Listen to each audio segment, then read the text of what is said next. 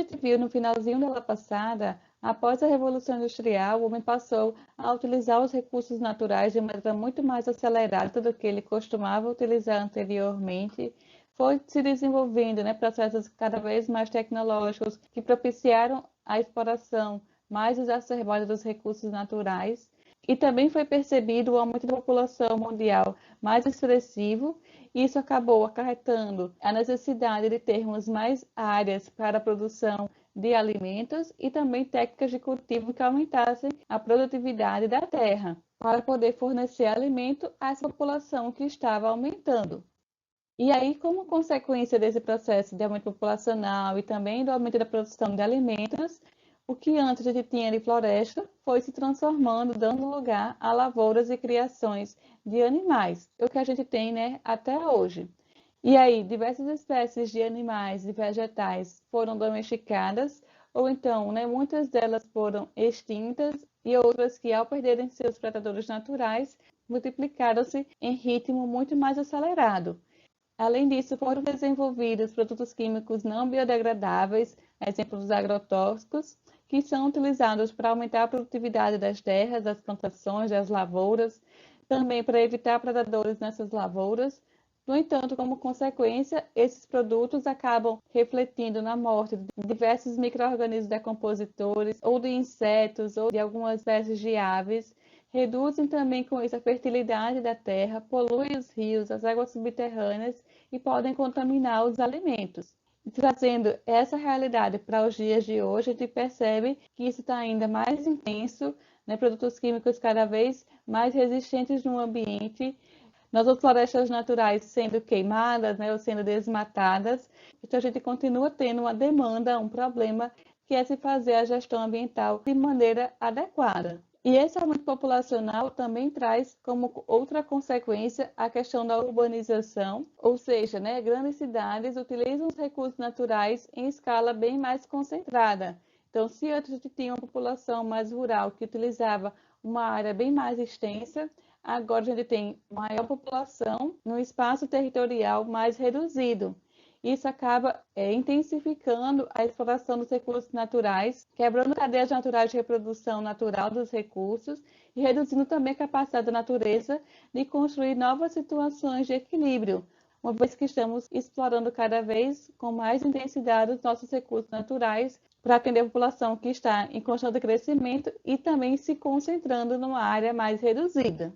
Bom, eu venho falando aqui que a gente está utilizando nossos recursos naturais de maneira mais intensa após a Revolução Industrial, com o aumento da população, aumentou também essa demanda dos recursos naturais. Mas, novamente, né, uma outra definição que a gente precisa entender: o que são recursos naturais? Então, podemos definir recurso natural como qualquer insumo que os organismos, as populações e os ecossistemas necessitam para sua manutenção.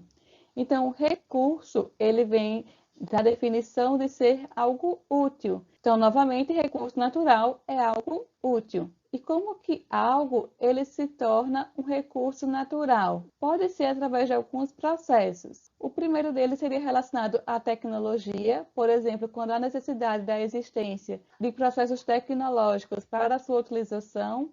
Um exemplo que eu posso dar aqui, o descobrimento do magnésio para a confecção de ligas metálicas de aviões, ou ainda um recurso, ele pode se tornar recurso natural através de processos econômicos. Por exemplo, algo se torna um recurso na medida que sua exploração é economicamente viável, a exemplo da utilização do álcool como combustível após a crise do petróleo. Então, o custo do álcool bem mais reduzido do que o do petróleo fez com que o álcool, que era algo, se transformasse num recurso natural útil. E ainda podemos ter um recurso natural vindo no processo de meio ambiente, quando algo se torna um recurso, caso sua exploração, seu processamento e sua utilização não causem danos drásticos ao meio ambiente. Então, por exemplo, quando a gente utiliza da água, né, para o consumo humano, estamos utilizando aquele recurso como um recurso natural útil à nossa sobrevivência, desde que essa utilização, né, sua exploração ou processamento não venha prejudicar a qualidade do ambiente onde a gente vive. E a gente pode dividir ou classificar os recursos naturais como sendo recursos naturais renováveis e não renováveis. Aqueles recursos naturais não renováveis são aqueles que se esgotam a uma velocidade superior à sua capacidade de renovação. Já os recursos renováveis, eles não se esgotam com grande facilidade, né? A velocidade com que esse recurso vai se esgotar é muito mais demorada, porque ele tem uma capacidade mais elevada de se renovar e também uma capacidade mais elevada de se manter dentro da sua manutenção.